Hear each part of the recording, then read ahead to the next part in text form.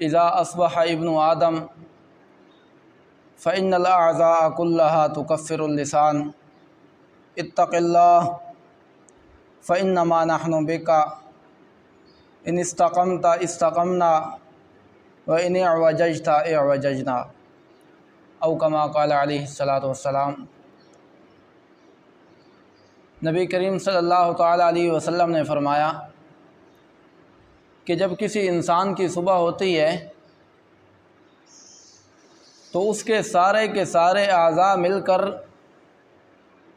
اس کی زبان کے سامنے حاضری دیتے ہیں اور عاجزی کرتے ہوئے زبان سے کہتے ہیں اتق اللہ، اے زبان اللہ رب العزت سے ڈرتے رہنا، انما نحن بک، ہم آپ کے تابع ہیں، ان استقمت استقمنا، اگر تو سیدھی چلی سیدھی رہی صحیح بول بولے تو استقمنا، ہم بھی سیدھے چلیں گے، صحیح چلیں گے، ہمارا نظام بھی درست رہے گا۔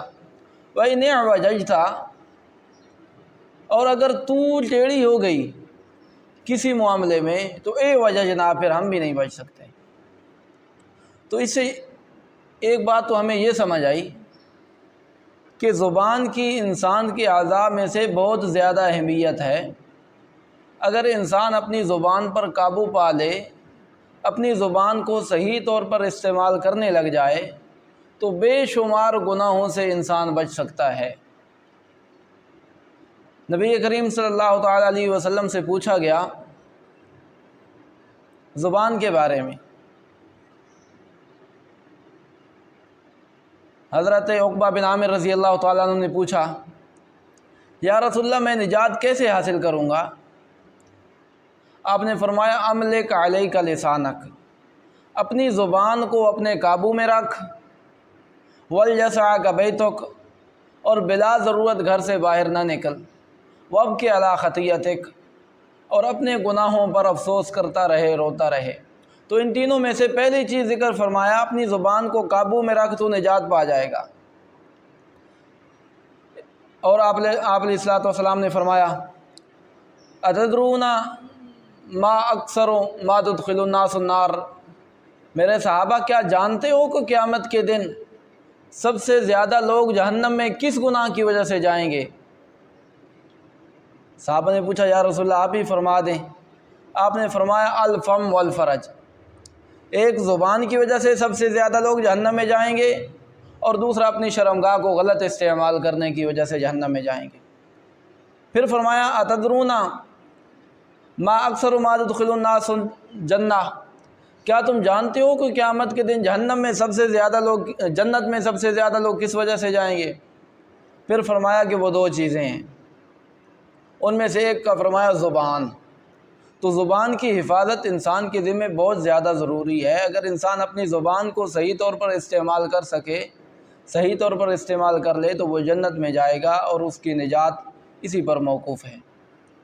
کیوں کہ بہت سارے گناہ، امام غزالی رحمۃ اللہ علیہ نے تقریباً 20 سے زائد گناہوں کی قسمیں لکھی ہیں جو اسی زبان سے صادر ہوتی ہیں۔ مثال کے طور پر جھوٹ بولنا، چغلی کرنا، غیبت کرنا، خواہ شور مچانا، فساد برپا کرنا، الزام تراشی کرنا، طعن و تشنیع کرنا، بے شمار گناہ ہیں، گانا گانا۔ تو یہ سارے کے سارے گناہ، کسی کا راز فاش کرنا، یہ جتنے بھی گناہ ہیں سارے کے سارے زبان سے صادر ہوتے ہیں۔ اسی وجہ سے حضرت صدیق اکبر رضی اللہ تعالیٰ عنہ ان کے بارے میں مشہور ہے کہ وہ ایک مرتبہ اپنی زبان کو پکڑ کر علیحدگی میں خود بخود اپنے آپ سے باتیں کر رہے تھے۔ تو کسی نے پوچھا اے صدیق اکبر رضی اللہ تعالیٰ عنہ، اے خلیفۃ المسلمین، یہ اپنی زبان سے کس طرح باتیں کر رہے ہیں؟ کیا بات ہے، کس سے باتیں کر رہے ہیں؟ کوئی آدمی تو آپ کے پاس ہے ہی نہیں۔ انہوں نے فرمایا میں اپنی زبان سے کہہ رہا ہوں۔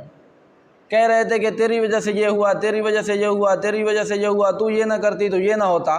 اپنی زبان کو خطاب کر رہے ہیں۔